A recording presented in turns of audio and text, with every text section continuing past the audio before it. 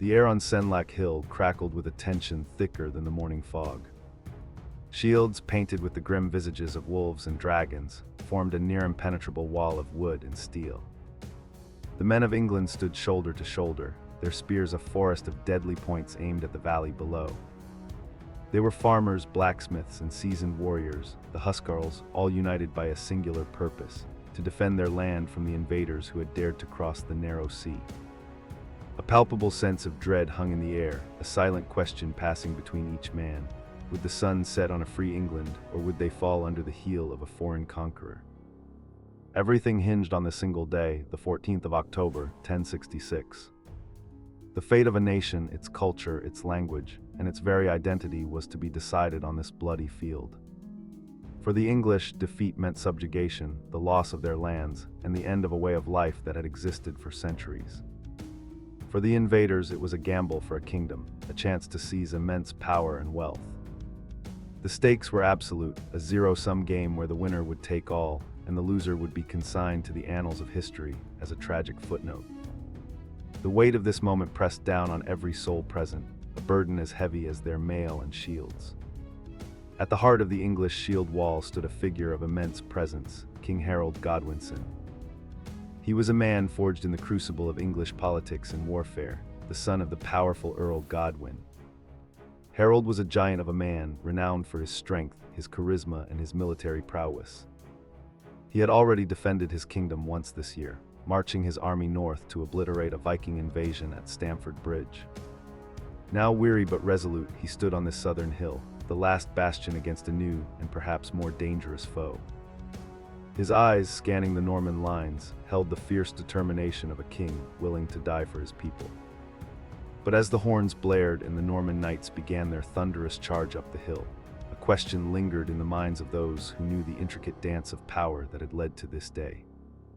Was Harald, the chosen king of the English Witan, the rightful heir to the throne, or was he a usurper, a man who had broken a sacred oath sworn upon holy relics? This was not just a battle for land, but a battle of legitimacy, a conflict born from a web of promises, ambitions, and a contested succession that had thrown the kingdom into turmoil. The battle raged for hours, a brutal symphony of clashing steel, splintering wood, and the screams of the dying. The English shield wall held firm against repeated cavalry charges and volleys of arrow. But as the day wore on, a stray arrow, fired high into the sky, found its mark. It struck the king, a cruel twist of fate that sealed the destiny of a nation. With Harold's fall, the English resistance crumbled, and the Norman knights, led by their relentless duke, surged forward to claim their victory. The man who now stood as the master of England was William, the Duke of Normandy, soon to be known as the Conqueror. History is not a gentle stream, but a raging river, carved by the force of pivotal moments and the wills of extraordinary individuals. The arrow that struck Harald Godwinson was not merely a projectile of wood and iron. It was an instrument of destiny, redirecting the course of English history in a single bloody instant. The Norman Conquest was not just a change of ruler, but a profound transformation that would reshape a nation, forging a new identity from the fires of conflict and conquest. To understand the cataclysm of 1066, we must travel back in time, to the court of a king known more for his piety than his political acumen. Edward the Confessor, son of a Saxon king and a Norman princess, ruled an England simmering with tension. Having spent much of his youth in exile in Normandy, he was a king in England but a Norman in spirit. He surrounded himself with Norman advisors, appointed Norman bishops, and favored Norman customs, much to the chagrin of the powerful Anglo-Saxon earls who saw their influence waning and their culture threatened by these foreign interlopers. The most powerful of these Anglo-Saxon families were the Godwins, led by the formidable Earl Godwin of Wessex. He and his sons, including Harald, held vast territories and commanded immense loyalty. They were the true power behind the throne, often clashing with the king's Norman favorites in a cold war for control of the kingdom. The central ticking bomb in this political landscape was Edward's childlessness. Without a clear heir, the question of who would succeed him was not a matter of courtly gossip, but a looming threat of civil war and foreign invasion. Across the narrow sea, another formidable figure watched English affairs with keen interest. William, Duke of Normandy, was a man whose entire life had been a struggle for survival and power. Born the illegitimate son of Duke Robert I, he was known as William the Bastard. His father's death on a pilgrimage left him as duke at the age of 7, plunging Normandy into years of anarchy as rival barons sought to usurp his title. William survived numerous assassination attempts, growing into a ruthless, cunning, and brilliant military commander who brutally suppressed his enemies and forged Normandy into a powerful, centralized state. The connection between William and Edward was through Edward's mother, Emma of Normandy, who was William's great-aunt. On this thin thread of kinship, William hung his claim to the English throne. Norman historians insist that in 1051, during a period when the Godwin family was temporarily exiled, King Edward, grateful for the sanctuary Normandy had once provided him, secretly promised the crown to William. This promise, whether real or a later invention, became the cornerstone of William's obsession with England, the legalistic justification for his future ambitions. A pivotal and mysterious chapter in this saga unfolded around 1064. Harald Godwinson, by then the most powerful man in England, set sail across the Channel. The purpose of this voyage is one of history's great enigmas. The Normans claim he was sent by Edward to swear fealty to William and confirm the succession. The English suggest he was on a private mission to retrieve relatives held hostage in Normandy since the Godwins' earlier exile. Whatever his intent, fate intervened. A storm wrecked his ship on the coast of Ponthieu, where he was taken captive by the local count. Duke William, seeing a golden opportunity, demanded Harald's release into his own custody. Harald was brought to William's court, treated not as a prisoner but as an honored guest, a gilded cage from which there was no easy escape. William took Harald on military campaigns, knighted him, and showered him with gifts. But all this hospitality came at a price. In a carefully staged ceremony at Bonneville-sur-Taux, William demanded Harald swear an oath of allegiance. The Bayeux tapestry depicts Harald, hand placed upon 2 holy reliquaries, making his vow.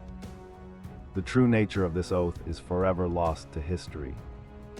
The Normans, of course, claimed Harald swore to support William's claim to the English throne upon Edward's death. Harald would later argue that the oath was sworn under duress and therefore invalid, and that he was tricked, unaware that the chests he swore upon contained the bones of saints, amplifying the spiritual gravity of his promise. Regardless of the truth, the oath became William's most potent weapon of propaganda. It transformed a political dispute into a moral crusade, allowing him to brand Harald as a perjurer, a man who had defied God himself. On January 5, 1066, the long, troubled reign of Edward the Confessor came to an end. The succession crisis had finally arrived. On his deathbed, surrounded by his court, the old king allegedly reached out and commended his kingdom and his queen to Harald's protection. For the Witenagemot, the great council of English lords and bishops, the choice was clear. With foreign threats looming, Harald was the only man with the strength and experience to defend the realm. The day after Edward's burial, Harald Godwinson was crowned King of England in Westminster Abbey. When news of Harald's coronation reached William, it is said he was struck dumb with rage. His perceived betrayal by Harald was the ultimate insult, but also the perfect justification for what he had long planned. He immediately began the monumental task of preparing for an invasion. This was an undertaking of incredible scale, requiring not just military but diplomatic genius. He had to convince his own skeptical Norman barons that a risky invasion of England was worth the potential rewards, promising them vast estates and titles in the conquered land. William's masterstroke was his appeal to the wider world. He sent emissaries to the papal court in Rome, presenting his case with shrewd legal and moral arguments. His chief diplomat Lanfranc framed the issue perfectly. William was the rightful heir, designated by the previous king. Harald was a usurper who had broken a sacred oath sworn on holy relics. Highlighting supposed corruptions within the English Church, William positioned his invasion not as a war of conquest, but as a holy mission to reform a wayward kingdom. The Pope Alexander II was convinced. He sent William a consecrated banner, giving the Norman invasion the invaluable blessing of God. While William assembled his vast armada, another claimant to the English throne made his move. In the frozen north, the legendary king of Norway, Harald Sigurdsson, known as Hardrada or Hard Ruler, saw his own opportunity. A giant of a man and a fearsome warrior who had served as a mercenary in the Byzantine Varangian Guard, Hardrada's claim was based on an old agreement between his predecessor and a previous king of England. His ambition was fanned by a dangerous ally, Godwinson, King Harald's exiled and vengeful brother, who promised him the support of the north of England. In late summer, before William's fleet was ready, the northern storm broke. Hardrada and Tostig sailed up the River Humber with a fleet of over 300 ships, a force perhaps 10,000 strong. They crushed a northern English army led by the Earls Edwin and Morcar at the Battle of Fulford Gate on September 20th, and accepted the surrender of the city of York. King Harald, who had been anxiously watching the southern coast for months, waiting for William, now received the devastating news. England had been invaded, but from the wrong direction. What followed was one of the most remarkable feats in English military history. In an astonishing display of leadership and logistics, Harald force-marched his elite Huscarl army north from London, covering the nearly 200 miles in a grueling 4 days. He gathered reinforcements as he went, arriving near York to find the Norwegian army completely unprepared. They had left their armor with their ships, not expecting another battle so soon. On September 25th, Harald launched a surprise attack at a river crossing known as Stamford Bridge. The battle was a savage and bloody affair, a clash of Viking and Anglo-Saxon warrior traditions.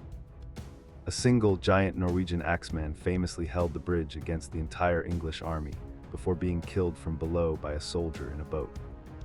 Eventually, the English forced their way across and shattered the Viking shield wall. The fighting was merciless. Both Harald Hardrada, struck in the throat by an arrow, and Tostig Godwinson were killed. The Norwegian army was so utterly annihilated that of the 300 ships that arrived, fewer than 25 were needed to carry the survivors home. It was a stunning, total victory for Harald. But the triumph was fleeting and its cost was catastrophic. His army was exhausted, battered, and wounded from 2 major battles in less than a week. And they were now located at the wrong end of the country. Just 1 day after Harald's victory at Stamford Bridge, the winds in the English Channel, which had held William in port for weeks, finally turned favorable. On September 28th, William's invasion fleet, a massive armada of some 700 ships carrying thousands of soldiers, horses, and supplies, set sail for England. The Normans landed unopposed at Pevensey Bay in Sussex. Harold's southern defenses, which he had been forced to disband weeks earlier to allow the men to bring in the harvest, were nowhere to be seen. William established a fortified beachhead at Hastings and began a deliberate campaign of burning and pillaging the surrounding lands. This was not random destruction, it was a calculated provocation. The lands being destroyed belonged to Harald personally. William was daring the English king to come and fight, goading him into a battle before he could gather his full strength. When the news of the Norman landing reached Harald, still in York celebrating his victory, he was faced with an agonizing choice. His commanders advised him to wait in London, to blockade the Normans and gather reinforcements from all over the kingdom. But Harald, perhaps flush with the confidence of his recent triumph, or perhaps feeling the political pressure to defend his own lands and prove himself a worthy king, made a fateful decision. He would march south immediately and confront the invaders head-on. Racing south with the core of his weary army, Harald paused in London for only a few days, gathering what forces he could from the local levies, the Fiad. These were not professional soldiers like his Huscarls, but farmers and tenants, armed with spears and shields, brave but largely inexperienced. Without waiting for the powerful armies of the northern earls, Edwin and Morcar, to join him, Harald pushed on. On the evening of October 13th, he reached a predetermined location known as Caldbeck Hill, seizing the high ground on a ridge that crossed the main road from Hastings to London. The English position was formidable. The hill, later known as Senlac Hill, had steep slopes on either side, funneling the attackers into a frontal assault. Here, Harald deployed his army in the traditional Anglo-Saxon formation, the shield wall. His men stood shoulder to shoulder, their kite shields interlocked, creating a dense, nigh-impenetrable barrier of wood and iron. Behind the first rank, other soldiers stood ready to fill any gaps, while the king's elite Huscarls, armed with massive, two-handed Danish axes capable of cleaving a man or a horse in two, formed a hardened core around the royal standards. At dawn on October 14th, the Norman army advanced. It was a stark contrast in military philosophy. Unlike the static infantry-based English, William's army was a modern, combined arms force. He arranged his troops in 3 divisions, Bretons on the left, Normans in the center, and French and Flemish mercenaries on the right. Each division had 3 ranks, archers and crossbowmen first to soften the enemy line, then heavy infantry to engage in close combat, and finally, the decisive arm, the armored knights on powerful war horses, ready to deliver a shattering charge. The battle began with a deafening blare of trumpets. The Norman archers moved forward and unleashed a storm of arrows, but their shafts rained harmlessly against the high-held English shields or flew over their heads. The infantry then surged up the hill, crashing against the shield wall in a chaotic melee of stabbing spears and hacking swords. The English line held like a cliff against a storm tide, the horrifying thud of axes on helmets and mail echoing across the field. The Norman infantry recoiled, unable to make a dent in the disciplined formation. Now came the turn of the knights. With lances couched, they spurred their horses up the slope in a thunderous charge. But the charge lost momentum on the steep incline, and the horses shied away from the wall of spear points. The Huscarls wreaked havoc, their great axes lopping off limbs and heads with single blows. The initial Norman attacks were a complete failure. The shield wall held. On the Norman left, the Breton division broke and fled down the hill in panic. Seeing the enemy retreat, a portion of the inexperienced English Fiedmen on the right flank, against Harald's strict orders to hold their position, broke formation and charged down the hill in a wild pursuit. It was a catastrophic error. A rumor spread through the Norman ranks that Duke William himself had been killed, adding to the chaos. But William, pushing back his helmet to show his face, rallied his fleeing troops. "Look at me," he roared, "I live, and by God's grace I shall conquer." William seized the moment, leading a disciplined countercharge against the pursuing English, who were now exposed and disorganized on the open ground below the hill. Cut off from the safety of the shield wall, they were surrounded and slaughtered. William had discovered a weakness. He realized that the English discipline was brittle. He would use this knowledge, ordering his knights to perform several feigned retreats throughout the long afternoon. Each time, some of the English were tempted to break ranks and pursue, and each time they were cut down as the knights turned on them. For over 8 hours, the battle raged with unrelenting ferocity. The field was slick with blood, the air thick with the screams of the wounded and the clash of steel. The English shield wall, though shrinking, remained unbroken. The sheer endurance of the Huscarls was astonishing, but the relentless cycle of archery, infantry assault, and cavalry charge was taking a terrible toll. As the autumn sun began to sink towards the horizon, a weary stalemate seemed to have set in. William, growing desperate, knew he had to break the English line before darkness fell and allowed them to slip away.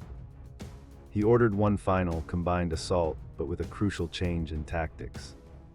He instructed his archers not to fire directly at the wall of shields, but to aim high, to arc their shots so that the arrows would plunge down on the less armored men massed behind the front ranks. It was a deadly innovation. The sky darkened with a rain of arrows, falling almost vertically. It was one of these arrows, arcing high over the battlefield, that, according to legend, sealed the fate of England. It struck King Harald in the head, piercing his eye. The Bayeux tapestry famously depicts this moment, an arrow protruding from the king's helmet.